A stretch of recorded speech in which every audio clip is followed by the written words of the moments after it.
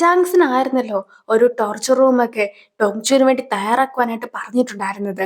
So administrator തയ്യാറാക്കിയത് പ്രകാരം അയാളുടെ ആൾക്കാർ ഇപ്പോൾ ഡോങ്ചുവിനെ ഒരുപാട് ടോർച്ചർ ചെയ്യുകയാണ്. അതിനിടയ്ക്ക് ആ കൂട്ടത്തിലുണ്ടായിരുന്ന ഒരാളുടെ കയ്യിലെ മോതിരമൊക്കെ കാണുമ്പോഴത്തേക്കും അവനും പഴയ എന്തൊക്കെയോ കാര്യങ്ങളൊക്കെ ഓർമ്മ വരുന്നുണ്ട്. എന്തായാലും ടോർച്ചർ തുടർന്നുകൊണ്ടേയിരിക്കുന്നു. ഇടയ്ക്കായിട്ട് ഡോങ്ചിന് ബോധമൊക്കെ നഷ്ടപ്പെടുമ്പോഴത്തേക്കും അവർ തന്നെ ഡോങ്ചിനെ തല്ലുകയും അങ്ങനെ ബോധം വന്ന് കഴിയുമ്പോഴത്തേക്കും അവനെ വെള്ളത്തിൽ മുക്കിക്കൊല്ലുവാനായിട്ട് ശ്രമിക്കുകയും ചെയ്യുന്നു. അവർക്കും സ്വിസ് അക്കൗണ്ടിന്റെ പാസ്വേഡ് മാത്രമായിരുന്നു ആവശ്യമായിട്ടുണ്ടായിരുന്നതും. ഡോക്ടർ കാങ്ങും ഇപ്പോൾ ഡോങ്ചിനെ കാണാതായ കാര്യം എല്ലാവരും തന്നെ അറിയിച്ചു കഴിഞ്ഞിരിക്കുന്നു. എന്തായാലും എത്രയും വേഗം അവനെ കണ്ടെത്തുവാനായിട്ട് ശ്രമിക്കാമെന്ന് എല്ലാവരും തന്നെ പറയുന്നുമുണ്ട്. ഡോങ്ചുവിനെ കാണാതായ കാര്യം ചെയർമാൻ ചായ അറിയിക്കുകയാണ് എങ്കിൽ ചെയർമാൻ ചായക്ക് ഒരുപാട് ഷോക്കൊക്കെ ഉണ്ടാവുന്നതായിരിക്കും. അങ്ങനെ സംഭവിക്കുകയാണെങ്കിൽ അത് ചെയർമാൻ ചായയുടെ ഹെൽത്തിന് ഒട്ടും തന്നെ നല്ലതല്ല. അതുകൊണ്ട് തന്നെ ഇപ്പോൾ ഡോങ്ചുവിനെ കാണാതായ കാര്യമെല്ലാം തന്നെ ചെയർമാൻ ചായയുടെ അടുത്ത് നിന്നും രഹസ്യമാക്കി വെക്കണമെന്ന രീതിക്കാണ് ഡോസുവും സംസാരിക്കുന്നത്. അഡ്മിനിസ്ട്രേറ്ററും ജാങ്സിനെ കോൾ ചെയ്യുകയാണ്. ഡോങ്ചുനെ പല രീതിക്കും ഞങ്ങൾ ടോർച്ചർ ചെയ്തു നോക്കി, എന്നിട്ട് പോലും അവൻ ഒരു കാര്യങ്ങളും പറയുന്നില്ല. അതുകൊണ്ട് തന്നെ അവന് ശരിക്കും ഓർമ്മകൾ നഷ്ടപ്പെടുവാനുള്ള സാധ്യതയാണ് കൂടുതലുള്ളതെന്ന് അഡ്മിനിസ്ട്രേറ്ററും അറിയിക്കുന്നു. ഉണ്ണാമോ സിസ്റ്റർ ആഗ്നസിനെ പള്ളിയുടെ മുമ്പിലായിട്ട് കൊണ്ടുവന്നാക്കി കഴിയുമ്പോഴത്തേക്കും ടോങ്ചുവിന്റെ കുട്ടിക്കാലത്തെ പേര് സൊങ്ഹുഡ് എന്നായിരുന്നു. പക്ഷെ വലുതായ സമയത്ത് അവനും ആ ഒരു പേരൊക്കെ മറന്നു പോയതാണ്. എന്തു തന്നെ ആയാലും നീയും എത്രയും വേഗം അവനെ കണ്ടെത്തുവാനായിട്ടുള്ള ശ്രമങ്ങളൊക്കെ നടത്തണമെന്ന രീതിക്കാണ് അഗ്നസും സംസാരിക്കുന്നത്. ഡോങ്ചുന്റെ ഒപ്പം ഇരുന്ന് സോജുക്കെ കുടിക്കാമെന്ന് വിചാരിച്ചുകൊണ്ട് ചെയർമാൻ ചായും ഡോങ്ചുന്റെ റൂമിൽ എത്തുന്നുണ്ടെങ്കിൽ പോലും അവിടെ ഇപ്പോൾ പുതിയ പേഷ്യന്റ് ഒക്കെ എത്തിയിരിക്കുന്നത് ചെയർമാൻ ചായയുടെ ശ്രദ്ധയിലും പെടുന്നു. ഡോങ്ജുനെ രണ്ടുപേർ ചേർന്ന് ഒരുപാട് ടോർച്ചർ ചെയ്തതിനു ശേഷം അവന് ബോധമില്ല എന്ന രീതിക്കൊക്കെ തോന്നി കഴിയുമ്പോഴത്തേക്കും ഡോങ്ജുന്റെ കയ്യിലെ കെട്ടൊക്കെ അവരും അഴിക്കുന്നു. പക്ഷെ അപ്പോൾ ഡോങ്ജും തിരിച്ച് അവരെ അറ്റാക്ക് ചെയ്ത് അവരുടെ ബോധവും കെടുത്തുന്നു. പിന്നീട് അഡ്മിനിസ്ട്രേറ്റർ ഇരുന്ന കസേരയുടെ മുമ്പിലൊക്കെ അവൻ ചെന്ന് കഴിയുമ്പോഴത്തേക്കും അവിടെ അയാളും ഉണ്ടായിരുന്നില്ല. എങ്കിൽ പോലും പിന്നിൽ നിന്നും വന്നിട്ടുണ്ടായിരുന്ന അഡ്മിനിസ്ട്രേറ്ററും അവനെ അറ്റാക്ക് ഒക്കെ ചെയ്ത് അവന് രക്ഷപ്പെടുവാനായിട്ട് സാധിക്കാതൊക്കെ ഇരിക്കുന്ന സമയത്ത് ഈഡും അവിടെ എത്തിയിട്ട് അഡ്മിനിസ്ട്രേറ്ററുടെ കയ്യിൽ നിന്നും ഡോങ്ജുനെ രക്ഷിക്കുന്നു. തിരിച്ച് ഡോങ്ചുനെ ഹോസ്പിറ്റലിലേക്ക് കൊണ്ടുപോകുവാനായിട്ട് ഈഡു ശ്രമിക്കുന്നുണ്ടെങ്കിൽ പോലും ചെയർമാൻ ചായയുടെ അടുത്തേക്കാണ് പോകേണ്ടതെന്ന് ഡോങ്ചു പറഞ്ഞിട്ടുണ്ടായിരുന്നത് കൊണ്ട് തന്നെ ഇപ്പോൾ ചെയർമാൻ ചായയുടെ വീട്ടിലേക്ക് അവനെ കൂട്ടിക്കൊണ്ടു പോവുകയാണ് ഈഡുവും. പക്ഷെ അവിടെ ചാങ്സൺ കൂടി ഉണ്ടായിരുന്നു. അങ്ങനെ ഇരിക്കെ എന്നെ രക്ഷിച്ചിട്ടുണ്ടായിരുന്നത് ഈഡുവാണെന്ന് ഡോങ്ചും ഇപ്പോൾ ചാങ്സന്റെ മുമ്പിൽ വെച്ച് ചെയർമാൻ ചായയുടെ അടുത്തും പറയുന്നു. ഡോങ്ചനെ ആരൊക്കെയോ ചേർന്ന് തട്ടിക്കൊണ്ടുപോയി ഉപദ്രവിക്കുവാനായിട്ട് ശ്രമിച്ചിട്ടുണ്ടായിരുന്നെങ്കിൽ പോലും അത് ആരാണെന്ന് തനിക്ക് കണ്ടെത്തുവാനായിട്ട് സാധിച്ചിട്ടുണ്ടായിരുന്നില്ല. പക്ഷെ ഡോങ്ചുള്ള ആ ഒരു സ്ഥലമൊക്കെ തനിക്കും കണ്ടെത്തുവാനായിട്ട് സാധിച്ചുവെന്നും അതുകൊണ്ടാണ് ഇപ്പോൾ ഡോങ്ചുനെ രക്ഷിക്കുവാനായിട്ട് കഴിഞ്ഞതെന്നുള്ള രീതിക്കാണ് ജാങ്സണും സംസാരിക്കുന്നത്. അവർക്കും ഏതോ ഒരു സ്വിസ് അക്കൗണ്ടിന്റെ പാസ്വേഡ് ആയിരുന്നു ആവശ്യമായിട്ടുണ്ടായിരുന്നതെന്ന് ഡോങ്ചും ചെയർമാൻ ചായയുടെ അടുത്ത് പറയുന്നുണ്ട്. സ്വിസ് അക്കൗണ്ടിന്റെ പാസ്വേഡ് ഒക്കെ ആയിരുന്നെങ്കിൽ എന്നെയല്ലേ അവർ തട്ടിക്കൊണ്ട് പോകേണ്ടത്, പക്ഷേ നിന്നെയല്ലേ അവർ തട്ടിക്കൊണ്ട് പോയത്. ഇതിനു പിന്നിൽ മറ്റെന്തൊക്കെയോ പ്രശ്നങ്ങളൊക്കെ ഉണ്ടെന്ന രീതിക്ക് ചാങ്സണും സംസാരിക്കുന്നു. എന്ത് തന്നെ ആയാലും നമുക്കൊരു കാര്യം ചെയ്യാം, പോലീസിനെ വിവരമൊക്കെ അറിയിക്കാം, അവരും അന്വേഷണം നടത്തട്ടെ എന്ന് ചെയർമാൻ ചപ്പ് പറയുമ്പോഴത്തേക്കും ഞാൻ ഡോങ്ചുന്റെ ബോഡിയിൽ ബുള്ളറ്റ്സ് ഒക്കെ കൊണ്ട പാട് കണ്ടിട്ടുണ്ടായിരുന്നു എന്ന രീതിക്ക് ഈഡും സംസാരിക്കുന്നു. ഇപ്പോൾ ഡോങ്ചും തന്റെ ശരീരത്തുണ്ടായിരുന്ന മുറിവുകളെല്ലാം തന്നെ ചെയർമാൻ ചായനെയും കാണിച്ചു കൊടുക്കുന്നു. ആരാണ് തന്നെ ഷൂട്ട് ചെയ്തതെന്ന് തനിക്ക് ഇപ്പോഴും മനസ്സിലായിട്ടില്ല എന്ന രീതിക്ക് ഡോങ്ചു സംസാരിക്കുമ്പോഴത്തേക്കും യഥാർത്ഥത്തിൽ ഡോങ്ചുന്റെ മനസ്സിലുണ്ടായിരുന്നത് ഈഡു തന്നെ ഷൂട്ട് ചെയ്യുന്നതായിട്ടായിരുന്നു. എങ്കിൽ പോലും അതൊന്നും ഓർമ്മയില്ല എന്ന രീതിക്ക് ഡോങ്ചുവും സംസാരിക്കുന്നു. എന്തായാലും എന്നെ പിടിച്ചോണ്ട് പോയവർക്ക് വേണ്ടിയിരുന്നത് സ്ലഷ് ഫണ്ടുമായിട്ടുള്ള കാര്യങ്ങളൊക്കെ ആയിരുന്നു. പോലീസിനെ ഈ ഒരു കാര്യങ്ങളൊന്നും അറിയിക്കാതിരിക്കുന്നതാണ് കൂടുതൽ നല്ലതെന്ന രീതിക്ക് ഡോങ്ചു സംസാരിക്കുമ്പോഴത്തേക്കും ചെയർമാൻ ചയും അതിനോട് യോജിക്കുന്നു. മാത്രമല്ല ഡോങ്ചുനെ വീട്ടിൽ നിന്നും പുറത്തേക്ക് ഇറക്കാതിരിക്കുവാനായിട്ടും ചെയർമാൻ ച പ്രത്യേകമായിട്ട് ശ്രദ്ധിക്കുന്നുമുണ്ട്. സെക്രട്ടറിയും എല്ലാവർക്കും കുടിക്കുവാനായിട്ട് ഡ്രിങ്ക് ഒക്കെ ആയിട്ട് വരുന്ന സമയത്ത് അവിടെ കണ്ടിട്ടുണ്ടായിരുന്ന ഡോങ്ചുവിനെ ഷെഹുൺ എന്നാണ് വിളിക്കുന്നത്. പക്ഷെ അത് കേട്ടിട്ടുണ്ടായിരുന്ന ഡോങ്ചുവും എന്നെ ഡോങ്ചു എന്ന് വിളിച്ചാൽ മതി, എല്ലാവരും അങ്ങനെ തന്നെയല്ലേ എന്നെ വിളിക്കുന്നതെന്നൊക്കെ സെക്രട്ടറിയുടെ അടുത്തായിട്ടും പറയുന്നു. ജാങ്സണും ഈഡും കൂടി ഇപ്പോൾ സംസാരിക്കുകയാണ്. ശരിക്കും ജാങ്സിന്റെ ആ ഒരു സ്വിസ് അക്കൗണ്ടിന്റെ പാസ്വേഡ് എല്ലാം തന്നെ ഡോങ്ചുവിന് അറിയാമെന്ന കാര്യമൊക്കെ ചെയർമാൻ ച അറിയിക്കുകയാണെങ്കിൽ ജാങ്സന്റെ പണം എല്ലാം തന്നെ നഷ്ടപ്പെടുമെന്ന രീതിക്കാണ് ഈഡും സംസാരിക്കുന്നത്. എന്തായാലും ഒരു കാര്യം ചെയ്യാം, ഡോങ്ചുന്റെ അടുത്ത് നിന്നും സ്വിസ് അക്കൗണ്ടിന്റെ പാസ്വേഡ് ഒക്കെ ഞാൻ മനസ്സിലാക്കാം, എന്നിട്ട് നിന്നെ അത് അറിയിക്കുകയും ചെയ്യാം. അങ്ങനെ അറിയിച്ചു കഴിയുമ്പോഴത്തേക്കും 2 ട്രില്യൺ മൊത്തമുള്ള ആ ഒരു അക്കൗണ്ടിൽ നിന്നും അതിന്റെ പകുതിയായിട്ടുള്ള 1 ട്രില്യൺ നീ എനിക്ക് നൽകേണ്ടതായിട്ട് വരുമെന്ന രീതിക്ക് ഈഡുവും പറയുന്നു. പക്ഷെ ചാൻസിനും അത് അംഗീകരിക്കുവാനായിട്ട് സാധിക്കുമായിരുന്നില്ല. എന്തായാലും ഒരു കാര്യം ചെയ്യുക, നീ ആ പാസ്വേഡ് ഒക്കെ എന്നെ അറിയിക്കുക. അങ്ങനെ അറിയിച്ചു കഴിയുമ്പോഴത്തേക്കും അക്കൗണ്ടിലുള്ള 10% ഒക്കെ നിനക്ക് ഞാൻ നൽകുന്നതായിരിക്കുമെന്ന രീതിക്ക് ചാങ്സനും സംസാരിക്കുന്നു. മാത്രമല്ല അങ്ങനെ 10% ഒക്കെ നിനക്ക് നൽകിയതിനു ശേഷം നിനക്കും ഞാൻ ഡോങ്ചുനെ വിട്ടു നൽകാം. അങ്ങനെ വരുമ്പോഴത്തേക്കും നിനക്കും ഡോങ്ചുനെ കൊല്ലുകയോ അല്ലെങ്കിൽ കുഴിച്ചുമൂടുകയോ അങ്ങനെ എന്ത് വേണമെങ്കിലും ചെയ്യുവാനായിട്ട് സാധിക്കും. എല്ലാം നിനക്കായിട്ട് ഞാൻ വിട്ടു നൽകിയിരിക്കുന്നു എന്ന രീതിക്കാണ് ജാങ്സണും സംസാരിക്കുന്നത്. ഡോങ്ചുന് കഴിക്കുവാനായിട്ടുള്ള ഫുഡുമായിട്ട് ഷെഫും എത്തുന്നു. ഡോങ്ചുന് ഷെഫിന് ഓർമ്മയില്ല എന്ന കാര്യം എല്ലാം തന്നെ ഷെഫും മനസ്സിലാക്കുന്നുണ്ട്. പക്ഷെ എന്നെ ഈ ഒരു വീട്ടിലേക്ക് കൊണ്ടുവന്നിട്ടുണ്ടായിരുന്നത് പോലും നീയാണെന്നൊക്കെ ഷെഫും അവന്റെ അടുത്ത് പറയുന്നു. അങ്ങനെയിരിക്കെ സെക്രട്ടറി എത്തി കഴിയുമ്പോഴത്തേക്കും ഷെഫും പോകുന്നു. ടോങ്ചും ചെർമാൻ ചായും ഒന്നിച്ചു കഴിക്കുന്ന എഗ്ഗൊക്കെ ആയിട്ടായിരുന്നു അവളും അവിടെ എത്തിയിട്ടുണ്ടായിരുന്നത്. അതുകൂടാതെ അവന്റെ ബാഗും അവൾ തിരിച്ചു കൊടുക്കുന്നു.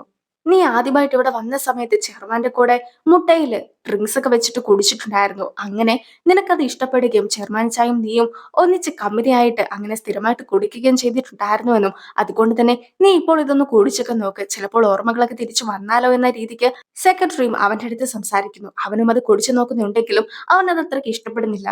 സ്യുഹൺ എന്ന പേരൊക്കെ ഞാൻ പറഞ്ഞു കഴിഞ്ഞപ്പോഴത്തേക്കും നിങ്ങളുടെ കയ്യിൽ നിന്നും കേക്കൊക്കെ താഴെ പോയിട്ടുണ്ടായിരുന്നല്ലോ. അത് ആ പേര് കേട്ട ഷോക്കിലൊക്കെ ആയിരുന്നു എന്ന രീതിക്ക് ഇപ്പോൾ ഡോങ്ച് ചോദിക്കുമ്പോഴത്തേക്കും എനിക്ക് ആ പേര് കേട്ടിട്ട് ഒന്നും തോന്നിയിട്ടുണ്ടായിരുന്നില്ല എന്ന രീതിക്കാണ് സെക്രട്ടറിയും സംസാരിക്കുന്നത്. കൂടാതെ അങ്ങനെ എന്തെങ്കിലും തോന്നുകയായിരുന്നെങ്കിൽ നിന്നെ ഞാൻ കുറച്ചു മുമ്പേ കണ്ട സമയത്തും അതേ പേരൊക്കെ വിളിക്കുകയില്ലായിരുന്നല്ലോ എന്നും സെക്രട്ടറി ചോദിക്കുന്നു. പക്ഷെ നീ കുറച്ചു മുമ്പേ എന്നെ സ്യുഹൺ എന്നൊക്കെ വിളിച്ച സമയത്ത് നീ ആ പേര് കേട്ട് സർപ്രൈസ്ഡ് ആയിട്ടില്ല എന്നൊക്കെ എന്നെ തോന്നിപ്പിക്കുവാനായിട്ട് വിളിച്ചതുപോലെയാണ് എനിക്കും തോന്നിയത്. എനിക്കും കാർ ആക്സിഡന്റ് സംഭവിച്ചതിന്റെ ഒരു ഓർമ്മയൊക്കെ എന്റെ ഉള്ളിലുണ്ട്. അങ്ങനെ ആക്സിഡന്റ് ഒക്കെ സംഭവിച്ച് ഞാൻ രക്ഷപ്പെട്ടു പോകുവാൻ നേരത്ത് എന്നെയും ആരോ ഒരാൾ സ്യുഹൺ എന്നൊക്കെ വിളിച്ചിട്ടുണ്ടായിരുന്നു. മാത്രമല്ല ആ ഒരു ഓർമ്മയിലായിരുന്നു ഞാനും എന്റെ പേര് അങ്ങനെയാണെന്നൊക്കെ പറഞ്ഞതും. പക്ഷെ കുട്ടിയായിരിക്കുന്ന സമയത്ത് എന്നെ ഈ ഒരു പേരിലായിരുന്നു എല്ലാവരും തന്നെ വിളിച്ചിട്ടുണ്ടായിരുന്നെന്നും അതുപോലെ തന്നെ എനിക്ക് ഇടയ്ക്കിടയ്ക്ക് ഇങ്ങനെ ഓർമ്മകൾ നഷ്ടപ്പെട്ടിട്ടുണ്ടായിരുന്നു എന്നുള്ള ഒരു തോന്നലൊക്കെ എന്റെ ഉള്ളിലും വരികയാണെന്നൊക്കെ അവനും പറയുന്നു. അതൊക്കെ കേട്ടിട്ടുണ്ടായിരുന്ന സെക്രട്ടറി ആകെ ഷോക്ഡ് ആയിട്ട് എന്തൊക്കെയോ കാര്യങ്ങളൊക്കെ മനസ്സിൽ വെച്ചിട്ടായിരുന്നു നിന്നിട്ടുമുണ്ടായിരുന്നത്. ഡോങ്ചും ഉറക്കത്തിൽ നിന്നും ഞെട്ടി എണീക്കുകയാണ്. ഈഡും എണീറ്റതിന് ശേഷം ഇപ്പോൾ വർക്കൗട്ട് ഒക്കെ ചെയ്യുന്ന റൂമിലേക്ക് എത്തി കഴിയുമ്പോഴത്തേക്കും അവിടെ ഡോങ്ചു വർക്കൗട്ട് ചെയ്യുന്ന ദൃശ്യങ്ങളൊക്കെ ആയിരുന്നു അവനും കണ്ടിട്ടുണ്ടായിരുന്നത്. ഈഡുവിനെ കണ്ട് കഴിയുമ്പോഴത്തേക്കും ഈ ഒരു സ്ഥലത്തൊക്കെ ഞാൻ വന്നപ്പോഴത്തേക്കും എനിക്കും ഇവിടെ നിന്ന് പുള്ളപ്സ് ഒക്കെ ചെയ്തതിനെ കുറിച്ച് ഓർമ്മകൾ വന്നിരിക്കുകയാണ്. അതുകൊണ്ട് തന്നെ ഞാൻ സ്ഥിരമായിട്ട് ഇവിടെ വരാറുള്ള ആളായിരുന്നു. ഞാനും സ്ഥിരമായിട്ട് പുള്ളപ്സ് ഒക്കെ ചെയ്യാറുണ്ടായിരുന്നു എന്നൊക്കെ ടോങ്ചുവും ഈഡുവിന്റെ അടുത്ത് ചോദിക്കുകയാണ്. പക്ഷെ ഒരിക്കൽ പോലും നീ ഇവിടെ വന്ന് പുള്ളപ്സ് ചെയ്തിട്ടുണ്ടായിരുന്നില്ല, മറിച്ച് ഞാനായിരുന്നു സ്ഥിരമായിട്ട് ഇവിടെ വന്ന് പുള്ളപ്പ് ഒക്കെ ചെയ്യാറ്. അങ്ങനെ ഇരിക്കെ നീ താഴെ കൂടെ നടന്നു വരുമ്പോഴത്തേക്കും മുകളിൽ നിന്ന് പുള്ളപ്പ് ചെയ്യുന്ന എന്നെ നീ കണ്ടിട്ടുണ്ടായിരുന്നു. ആ ഒരു ദൃശ്യങ്ങളൊക്കെയാണ് നിന്റെ മനസ്സിലുള്ളത്. അതല്ലാതെ നീ ആയിരുന്നില്ല നിന്റെ ഓർമ്മയിലുണ്ടായിരുന്ന പുള്ളപ്പ് ചെയ്യുന്ന ആളെന്നുള്ള രീതിക്ക് ഇപ്പോൾ അയാളും സംസാരിക്കുന്നു. നീ എന്തിനാണ് എന്നെ കൊല്ലുവാനായിട്ട് ശ്രമിച്ചിട്ടുണ്ടായിരുന്നെന്നുള്ള ഒരു ചോദ്യം ഡോങ്ചും ഇപ്പോൾ ഇഡുവിന്റെ അടുത്ത് ചോദിക്കുകയാണ്. എന്റെ മനസ്സിൽ ഒരുപാട് ഓർമ്മകളുണ്ട്. ആ ഒരു ഓർമ്മകളിൽ നീ എന്നെ കൊല്ലുവാനായിട്ട് ശ്രമിച്ചതായിട്ടാണ് ഉണ്ടായിരുന്നെന്നുള്ള രീതിക്ക് ടോങ്ചുവും പറയുന്നു. അതുകൂടാതെ ഇന്നലെ ഞാൻ ഉറങ്ങുന്ന സമയത്തും നിന്നെ ഞാൻ രക്ഷിക്കാനായിട്ട് ശ്രമിക്കുന്നതിനിടയ്ക്ക് നീ എന്നെ ഷൂട്ട് ചെയ്യുന്ന രീതിക്കൊക്കെ സ്വപ്നം കണ്ടിട്ടുണ്ടായിരുന്നു എന്ന് പോലും അവനും തുറന്നു പറയുന്നു. നമ്മൾ രണ്ടുപേരും ശത്രുക്കളെ പോലെയായിരുന്നു പെരുമാറിയിട്ടുണ്ടായിരുന്നത്. അതുകൊണ്ട് തന്നെ നിന്റെ ഓർമ്മകളെല്ലാം തന്നെ മിക്സായി കിടക്കുകയാണ്. അതുകൊണ്ടാണ് ഇതുപോലെയൊക്കെ നിന്റെ ഓർമ്മയിലും വന്നിട്ടുണ്ടായിരുന്നത്. നീയും എന്നെ അത്രമാത്രം വെറുത്തിട്ടുണ്ടാവും. അതുകൊണ്ടായിരിക്കും നിന്നെ കൊല്ലുവാനായിട്ട് ശ്രമിച്ച ആളുടെ മുഖത്തിന് പകരമായിട്ട് എന്റെ മുഖമൊക്കെ നീയും കണ്ടിട്ടുണ്ടാവുക എന്ന് ഈട് പറയുമ്പോഴത്തേക്കും ഡോങ്ചും അതെല്ലാം തന്നെ വിശ്വസിക്കുന്നു. ഡോങ്ചു റൂമിൽ നിന്നും ഇറങ്ങിപ്പോയി കഴിയുമ്പോഴത്തേക്കും ഡോങ്ചുനെ ഉപദ്രവിക്കുക എന്ന ലക്ഷ്യത്തോടു കൂടി തന്നെ വലിയൊരു ഡമ്പലൊക്കെ എടുത്തിട്ട് അവന്റെ പിന്നാലെ പോവുകയായിരുന്നു ഈടും. പക്ഷെ അപ്പോഴേക്കും ഡോഹിയും എണീറ്റിട്ട് അവന് കുടിക്കുവാനുള്ള ഹെർബൽ ടീയുമായിട്ട് അവന്റെ മുമ്പിലും വരുന്നു. നിന്റെ ഓർമ്മകളെല്ലാം തന്നെ തിരിച്ചു കിട്ടുവാനുള്ള ഒരു വഴി എന്റെ കയ്യിലുണ്ട് എന്ന് ഈഡും ഡോങ്ചുനെ കോൾ ചെയ്ത് അറിയിക്കുന്നു. ഇപ്പോൾ ഡോക്ടർ കാങ്ങിന്റെ വീട് കാണിക്കുകയാണ്. ഡോക്ടർ കാങ്ങിന്റെ അച്ഛനും ഒരുപാട് കൃഷിയൊക്കെ ചെയ്യുന്ന കൂട്ടത്തിലാണ്. അങ്ങനെ ഇരിക്കെ അച്ഛനും ഈഡോനെ കണ്ട് കഴിയുമ്പോഴത്തേക്കും ഈഡോന്റെ അടുത്ത് സംസാരിക്കുവാനായിട്ട് ചെല്ലുന്നു. അതായത് അവർ രണ്ടുപേരും പഴയ ഫ്രണ്ട്സ് ഒക്കെയാണ്. എങ്കിൽ പോലും ഈഡോ അവിടെ എത്തിയിട്ടുണ്ടായിരുന്നത് ഡോക്ടർ കാങ്ങിനെ കാണുവാനായിട്ടാണെന്ന് പറഞ്ഞ് അവരുമായിട്ട് സംസാരിക്കുന്നു. ഡോക്ടർ കാങ്ങിന്റെ അച്ഛനും ഒരു കുക്കുംബർ പറിച്ചിട്ട് ഡോങ്ചുനെ കഴിക്കുവാനായിട്ടും നൽകുന്നു. ഡോങ്ചുനെ കണ്ട് കഴിയുമ്പോഴത്തേക്കും ഇതിനു മുമ്പ് ഡോങ്ചുനെ എവിടെയോ കണ്ടിട്ടുണ്ടല്ലോ എന്നൊക്കെ ഡോക്ടർ കാങ്ങിന്റെ അച്ഛനും ഓർത്തെടുക്കുവാനായിട്ട് ശ്രമിക്കുന്നുണ്ട്. പക്ഷെ ഓർമ്മ കിട്ടാത്ത അയാളും എവിടെയാണ് എന്നെ കണ്ടതെന്ന് നിനക്ക് ഓർമ്മയുണ്ടോ എന്ന് ഡോങ്ചുവിന്റെ അടുത്തും ചോദിക്കുന്നു. പക്ഷെ അപ്പോഴാണ് അവന് പഴയ കാര്യങ്ങളൊന്നും തന്നെ ഓർമ്മയില്ല എന്നൊക്കെ പറഞ്ഞുകൊണ്ട് ഈയിടവും തിരിച്ചെത്തുന്നത്. മാത്രമല്ല ഡോക്ടർ കാങ്ങും ഡോങ്ചുന്റെ ഓർമ്മകളൊക്കെ തിരിച്ചു കിട്ടുവാനായിട്ടുള്ള കാര്യങ്ങളെല്ലാം തന്നെ ചെയ്തു കൊടുക്കാമെന്ന് ഇപ്പോൾ ഉറപ്പ് നൽകിയിരിക്കുകയാണ്. ഡേസൺ യൂണിവേഴ്സിറ്റിയിൽ ഒരു പ്രൊഫസറായിട്ട് ജോയിൻ ചെയ്യുവാനായിട്ട് ഡോക്ടർ കാങ്ങിന്റെ അച്ഛന്റെ അടുത്ത് ഈടവും പറഞ്ഞിട്ടുണ്ടായിരുന്നു. പക്ഷെ അച്ഛനും അതിനൊരിക്കലും സാധിക്കുകയില്ല എന്ന രീതിക്കാണ് സംസാരിക്കുന്നത്. അതായത് ഈടും ഡോഹയുടെ ഫസ്റ്റ് ഹസ്ബൻഡും അതുപോലെ തന്നെ ഈ ഒരു അച്ഛനും അങ്ങനെ എല്ലാവരും തന്നെ പഴയ ഫ്രണ്ട്സ് ഒക്കെ ആയിരുന്നു. അങ്ങനെ ഇരിക്കെ ഡോഹയുടെ ഹസ്ബൻഡ് മരിച്ചതിന് ശേഷം നീയും അവളെ വിവാഹമൊക്കെ കഴിച്ചിട്ട് പെട്ടെന്ന് റിച്ച് ആയിട്ടുള്ള ഒരു ഫാമിലിയിലേക്ക് കടന്നു കൂടിയില്ലേ? അതൊക്കെ കണ്ടിട്ട് എനിക്ക് നിന്റെ അടുത്ത് കൂടുതൽ ദേഷ്യമായിരുന്നു തോന്നിയിട്ടുണ്ടായിരുന്നത്. അങ്ങനെ ഇരിക്കെ എനിക്ക് ഒരിക്കലും നിങ്ങളുടെ കമ്പനിയിൽ ജോയിൻ ചെയ്യുവാനായിട്ട് സാധിക്കുകയില്ല എന്നാണ് അച്ഛനും പറയുന്നത്. അതുകൂടാതെ എന്ത് വന്നാലും നിങ്ങളുടെ ഹോസ്പിറ്റലിൽ ജോലിക്ക് കയറരുതെന്നായിരുന്നു ഞാനും എന്റെ മകളായിട്ടുള്ള ഡോക്ടർ കാങ്ങിന്റെ അടുത്ത് പറഞ്ഞിട്ടുണ്ടായിരുന്നത്. അതായത് ഞാനും നീയും ഫ്രണ്ട്സ് ആയതുകൊണ്ട് തന്നെ നീയുമായിട്ടുള്ള ഇൻഫ്ലുവൻസ് ഒക്കെ വെച്ചിട്ടായിരിക്കും എന്റെ മകൾക്ക് ജോലി കിട്ടിയിട്ടുണ്ടാവുക എന്ന് പലരും സംശയിക്കുന്നതായിരിക്കും. ആ ഒരു കാരണം കൊണ്ടാണ് ഞാനും നിങ്ങളുടെ ഹോസ്പിറ്റലിൽ അവളെ ജോലിക്ക് വിടാതിരിക്കുവാനായിട്ട് ശ്രമിച്ചത്. പക്ഷെ എന്ത് ചെയ്യാനാണ്, നമ്മളെല്ലാവരും ഇതുപോലെ കണക്റ്റഡ് ആയി പോയല്ലോ എന്ന രീതിക്ക് അച്ഛനും സംസാരിക്കുന്നു. ആദ്യമൊക്കെ എനിക്ക് നിന്റെ അടുത്ത് ദേഷ്യമായിരുന്നെങ്കിൽ പോലും പിന്നീടാണ് അത് അസൂയാണെന്നുള്ള കാര്യമൊക്കെ ഞാനും മനസ്സിലാക്കിയത്. എന്ത് തന്നെ ആയിട്ടുണ്ടെങ്കിലും നമ്മളെല്ലാവരും പണ്ടുണ്ടായിരുന്ന ആ ഒരു നിമിഷങ്ങളൊക്കെ ഞാൻ ഒരുപാട് മിസ് ചെയ്യുന്നു. ആ നിമിഷങ്ങളെക്കാളും കൂടുതലായിട്ട് നിങ്ങളെയാണ് ഞാൻ മിസ് ചെയ്യുന്നതെന്നും കൂടി അച്ഛനും അറിയിക്കുന്നു. ഇപ്പോൾ ഡോക്ടർ കാങ്ങും ഡോങ്ചുനെ ഹിപ്നോട്ടൈസ് ചെയ്യുകയാണ്. അവനും കാറിലുണ്ടായിരുന്ന ഒരു ഡോഗിന്റെ ഡോള് മാത്രമായിരുന്നു ഓർമ്മയുണ്ടായിരുന്നത്. അങ്ങനെയിരിക്കെ ആ ഡോളിന്റെ കളറ് ബ്ലാക്ക് ആണെന്നും വൈറ്റ് ആണെന്നും ബ്ലാക്കും വൈറ്റും മിക്സ് ചെയ്തതാണെന്നും പിന്നെ ഏത് കളറാണെന്ന് ഓർത്തെടുക്കാനായിട്ട് സാധിക്കുന്നില്ല എന്നുമൊക്കെ അവനും മാറി മാറി പറയുന്നു. വളരെയധികം മഴയൊക്കെ ഉണ്ടായിരുന്ന സമയത്താണ് കാർ ഓടിച്ചു പോകുന്നത്. അങ്ങനെയിരിക്കെ അവന് കാർ ഓടിക്കുവാനായിട്ട് ഒന്നും തന്നെ അറിയുകയില്ലായിരുന്നു. അതുകൊണ്ട് തന്നെ തൊട്ടടുത്ത് മറ്റാരോ ആയിരുന്നു കാർ ഓടിച്ചുകൊണ്ടിരുന്നത്. അതൊരു ആണായിരുന്നു. പിൻസീറ്റിൽ ഇരുന്നുകൊണ്ട് ഒരു പെൺകുട്ടി ഉറങ്ങുന്നുണ്ടായിരുന്നു. അത്രയും മഴയായിട്ട് പോലും അവൾ ഉറങ്ങുകയായിരുന്നു എന്നൊക്കെ അവൻ പറയുന്ന സമയത്ത് എന്തോ ഒരു ഷോക്കിലൊക്കെ അവനും കിടക്കുന്നു.